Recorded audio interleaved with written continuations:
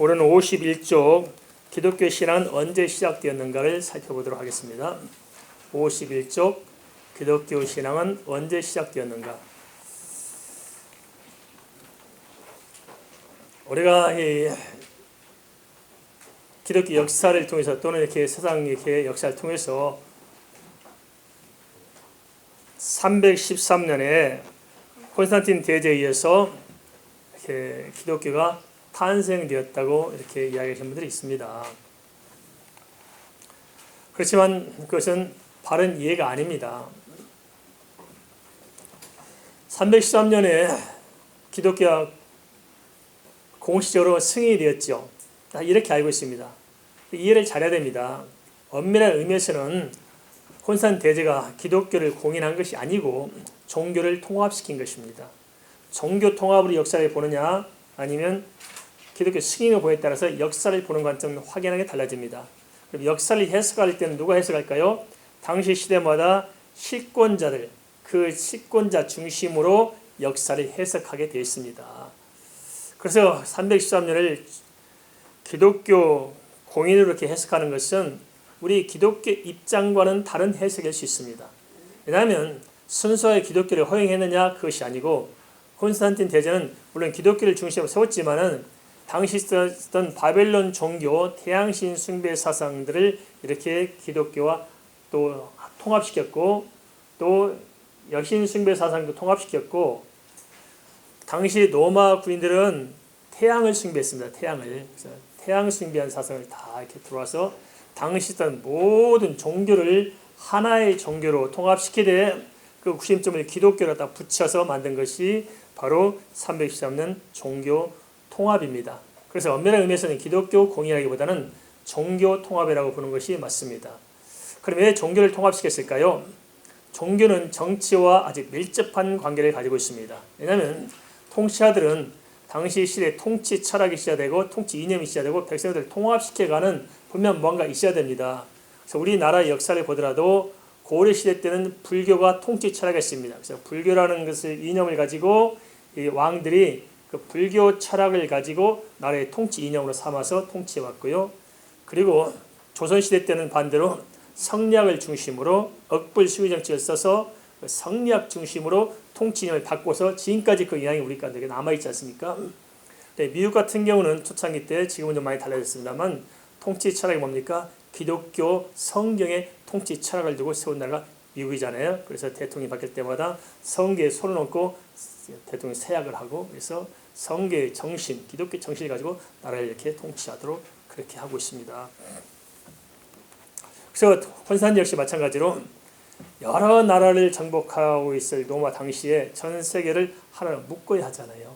그래서 묶어야 하기 때문에 어떻게 할 것인가 고심하다가 종교를 통합시켜서 하나의 종교로 하되 기독교 중심으로 해서 왜냐하면 당시 기독교가 그 로마 중심부까지 파고 들어왔기 때문에 그걸 배제할 수 없어서 기독교 중심으로 세우되 그 태양신 숭배 사상, 여신 숭배 사상 당시 그 모든 종교들을 다 짬뽕해서 하나의 종교로 만드는 그게 바로 카톨릭입니다. 그래서 카톨릭은 이미 일치, 하나라는 뜻을 가지고 있습니다. 하나로 다 일치해서 만든 거죠.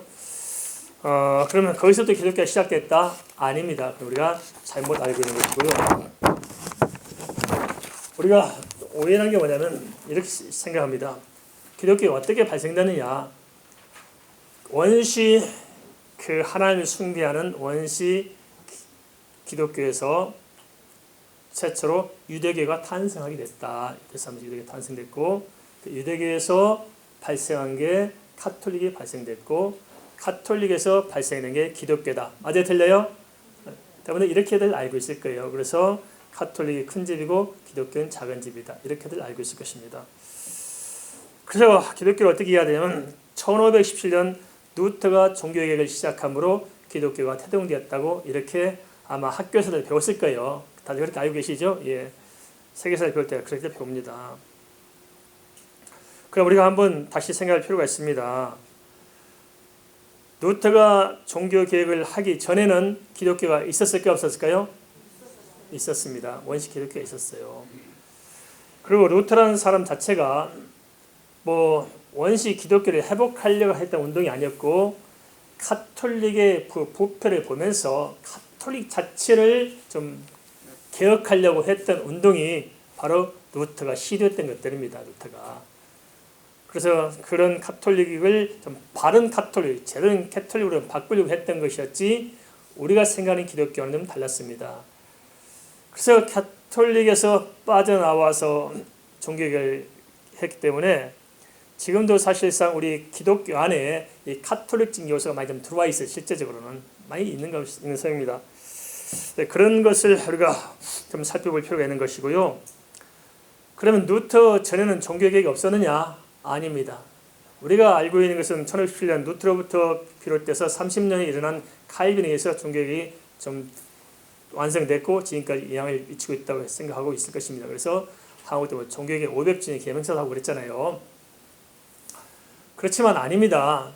루터 이전에 성경 번역을 시도했고 종교개혁을 부분적으로 시도했던 사람들이 많았어요. 끊임없이 종교개혁을 시도해 왔는데 다 실패로 돌아간 거예요. 실패로.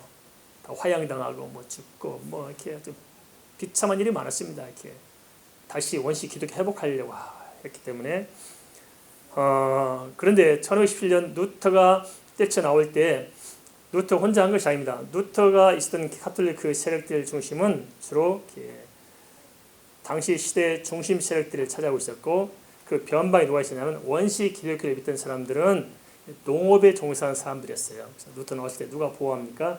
루터는 영어가 나와 있는데 한번 보세요. 그럼 루터를 누가 보호하냐면 원시 기독교를 믿었던 농업 중심이었던 사람들이 그 루터를 보호하고 루터가 종교개혁을 할 수 있도록 루터를 뒷감당한 사람이 이 사람들입니다. 그걸 볼 때 종교개혁 이전에도 이미 원시 기독교가 자리매김했던 것을 볼 수 있고요.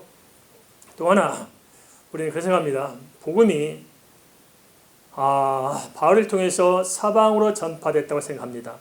그래서 예루살렘이 로마로 가서 로마 스바냐까지 가서 그 복음이 또 영국을 통해서 또 호주로 미국으로 통해서 한국으로 들어와서 중국으로 건너서 지금 인도로 해서 이렇게 돌아가고 있다고 생각하잖아요. 불교는 반대로 이야기합니다. 달마가 동쪽으로 가는 까닭이 그렇지요. 그게 무슨 말입니까? 달마가 동쪽으로 간다는 말은 무슨 말이냐면 그 불교의 사상이 어디로 전파되냐면 동쪽 루트를 통해서 이렇게 전파되어서 지금 그 불교는 미국까지 가 있잖아요. 영국도 가고 다 가 있습니다. 그래서 달마가 동쪽으로 간 까닭이 이렇게 이야기하죠. 그런데 사실 기독교는 서쪽으로 갔고 불교는 동쪽으로 갔다고 생각하는데 이건 잘못된 생각입니다.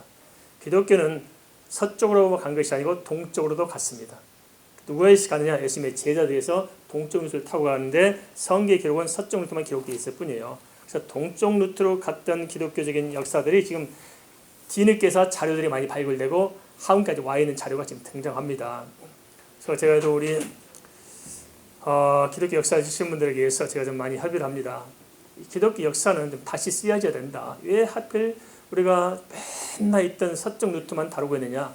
아니다. 앞으로는 좀 더 연구하고 고고학적 자료를 발견해서 좀 동쪽 루트로 갔던 기독교의 자료가 발견돼서 역사를 다시 써야만이 온전한 기독교 전파에 대해서 제대로 보여줄 수 있으니까 앞으로 기독교 교류를 하시는 어떤 기독교 역사학자들은 이 부분을 좀 연구하고 고고학자의 손을 잡고 이 부분을 우리가 해야 된다. 그런 말씀을 종종 드리고 있습니다. 그래서 우리가 생각하대로 1517년에 종교 개혁을 한 것이 아니었습니다. 사실상 기독교는 이미 있어왔고 그 기독교가 314년부터 1517년까지 그 기독교 암흑기도 원시 기독교는 미미하지만 그 줄기를 이어오고 있었다 하는 것들을 우리가 알았으면 좋겠습니다. 그것이 언제 무너지냐면 우리가 잘 아는 십자군 전쟁이 있죠. 가톨릭이 이슬람이 차지하고 있는 성전 탈환을 위해서 십자군 전쟁이 벌어진 와중에 그 십자군들에 의해서 기독교 원시 세력들이 많이 또 이렇게 침탈을 당하면서 기독교 세력이 참 그때 많은 고통들을 겪어왔었습니다. 하지만은 지금까지 면면이 그때까지 기독교는 원시 기독교는 계속 유지해 왔다는 사실들을 또 여러 군데서 우리가 자료를 통해서 알 수 있습니다.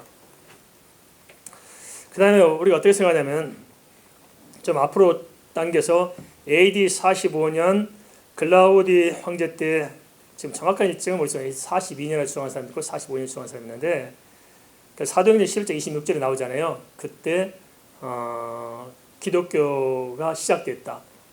이렇게 주장하시는 분들 계십니다. 왜냐하면 그때 뭡니까? 사도행전 11장 26절 보면 그리스도라는 사람이 그때 등장하죠.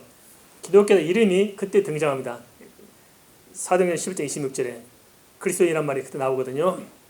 그러니까 이름으로 따지면은 그때 시작됐죠. 그러면 카톨릭이란 말은 언제 시작됐을까요? 313년에 카톨릭이란 말이 생겼죠. 그러면 기독교인이란 말은 언제 생겼어요? 45년. 그러면 어디가 먼저 생겼어요?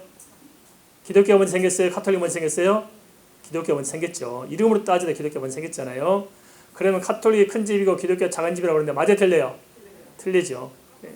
거꾸로죠. 역사를 잘못 알아서 그렇습니다. 왜 그러냐면은 이미 오랜 세월 동안 카톨릭 중심의 역사를 가져왔기 때문에 그 중심에서 세계 역사를 기록되어 있고 비판도 안 하고 연구도 안 하고 고고학적 자료도 따지지도 않고 무조건 답습해왔던 이 학자들의 어떤 한계점들, 그죠? 원전을 가지고 깊이 연구하지 않는 주어진 자료만 이렇게 대충 표면적으로 뒤져와서 역사 기록이기 때문에 이런 과오가 있습니다. 이름만 따져도 AD 45년에 또는 42년에 기독교란 말이 생겼으니까 기독교가 먼저 생겼지 않겠습니까? 그런데 성경은 그렇게 말하고 있지 않습니다. 한번 살펴봅시다. 아브라함이 예수를 믿었을까 안 믿었을까요? 다윗이 예수 믿었을까 안 믿었을까요? 믿었어요. 아브라함이 예수 믿는 증거를 예수님이 친히 이야기하세요. 요한복음 8장에 너희 조상 아브라함은 나의 때에 볼 것을 보고 기뻐했다고 그랬죠. 분명히 기록했어요. 그리고 사도행전 쭉 살펴보세요. 선지자들도 예수 믿었어요. 그리고 다윗도 믿었어요. 다윗이 뭐라고 하고 있습니까? 내 앞에 계신 주여. 다윗이 누굴 봤어요? 자기 후대에 태어날 메시아를 보고 내 앞에 계신 주여 하고 고백했어요. 그리고 이사야, 오늘 성찬식을 통해서 이사야 53장 말씀 읽었죠. 이사야 53장 말씀을 유대인들은 아직까지 해석을 못하고 헤매고 있어요. 그래서 아예 덮어놓고 안 읽습니다. 네, 우리가 읽었지만 이사야 53장을 쭉 한번 대가시 읽어보세요. 예수 그리스도 오실 예수 그리스도에서 이사야 시대 벌써 알고 얼마나 정확하게 기록했어요. 그죠? 어쩜 이렇게 딱 떨어져요. 그죠? 정확하게 예수 그리스도에서 기록하고 있습니다. 그래서 이사야 53장만 읽더라도 우리가 다 예수의 무릎을 꿇을 텐데 사람들이 얼마나 정확히 말해주셨습니다. 그뿐인 줄 아십니까? 여자의 후손으로 태어날 것도 이미 다 기록한 대로 성취가 됐잖아요. 그리고 또 놀라운 게 있습니다. 제가 놀란 게 뭐냐면 어제 한번 언급했습니다만은 그 죽음을 보지 않고 올라간 사람이 두 사람 있잖아요. 그중 하나 에녹이죠. 한 사람 엘리야와 에녹인데 에녹은 죽음을 보지 않고 하나님과 300년 동안 통해서 갔었잖아요. 근데 어떻게 엘리야는 그렇게 하나님과 동행하며 살았을까? 무슨 의미일까? 그런데 유다서에 보니까 뭐가 나온 줄 아십니까? 유다가 뭘 봤냐? 그 유다서에 보니까 에녹이 뭘 봤냐면 예수 그리스도의 초림을 본 것이 아니고 초림반이 아니고 그걸 또 뛰어넘어서 장차 재림에 오실 예수 그리스도를 보고 재림 때 있을 심판을 그걸 에녹이 봤더라고요. 하나님 잘 내주셔가지고 놀랍잖아요. 역사와 시대를 뛰어넘어서 예수의 초림이 아니고 재림의 모습까지를 누가 봤다고요? 에녹이 봤어요. 유다서에 기록하고 있어요. 그렇구나. 다시 또 히브리서에 기록하고 있잖아요. 에녹에 대해서. 엄청난 사건이다 이게. 그럼 우리가 하나 좀 생각해봅시다. 다윗을 가리켜 하나님께서 뭐라고 그랬어요? 마음이 합한 자.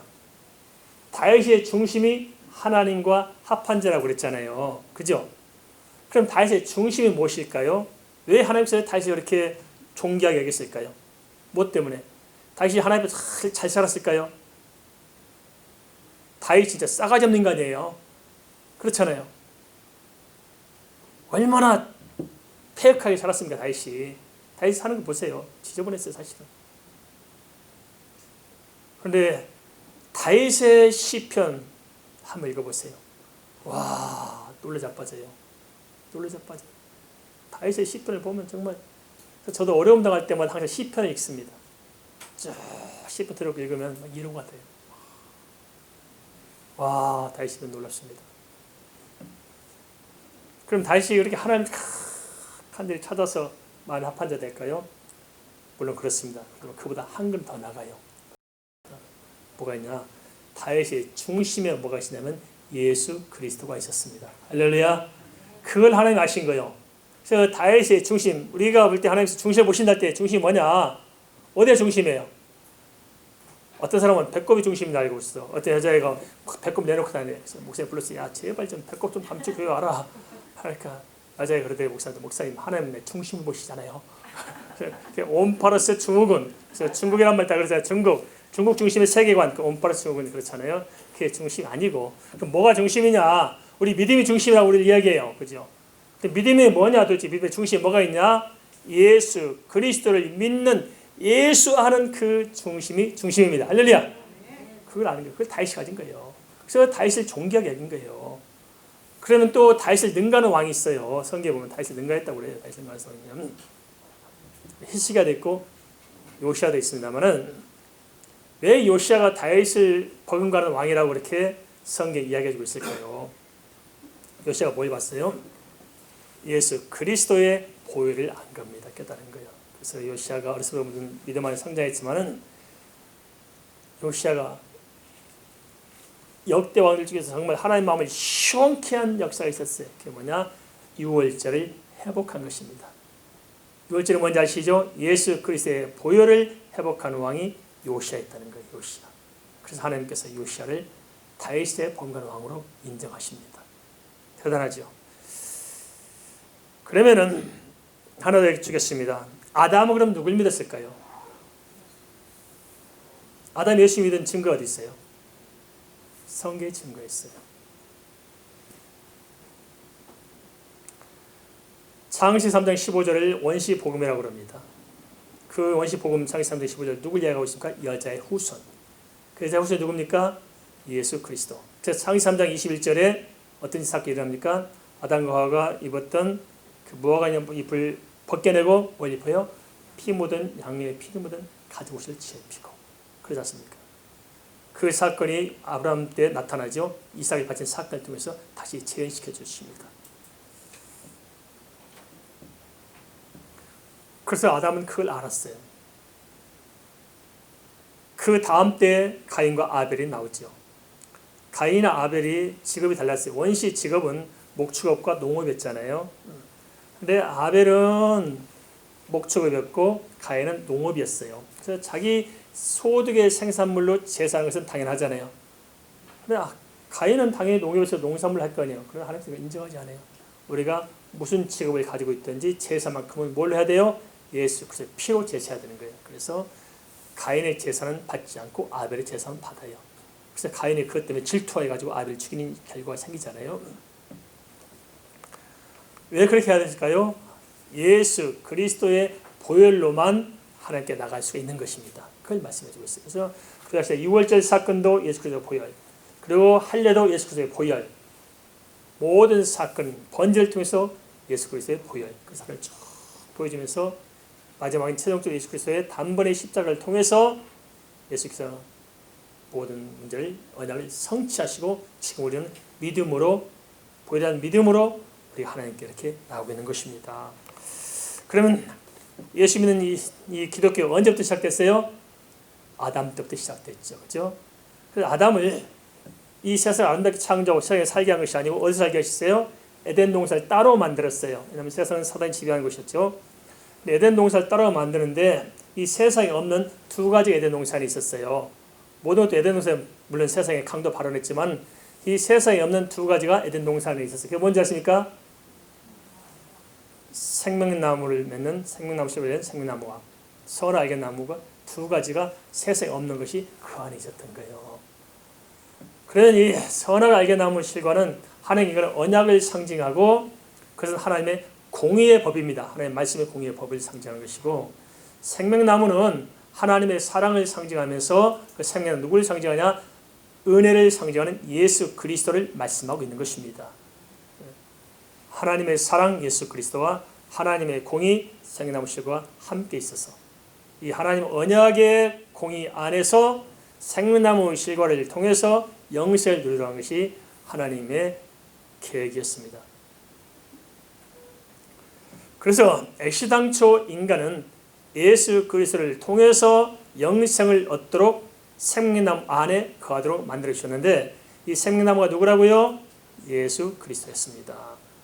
그러니까 이 세상 설계 때부터 이미 예수 그리스도를 믿도록 하셨고, 기독교는 아담과 하와 때부터 이 땅의 역사가 시작되면서부터 시작되었죠.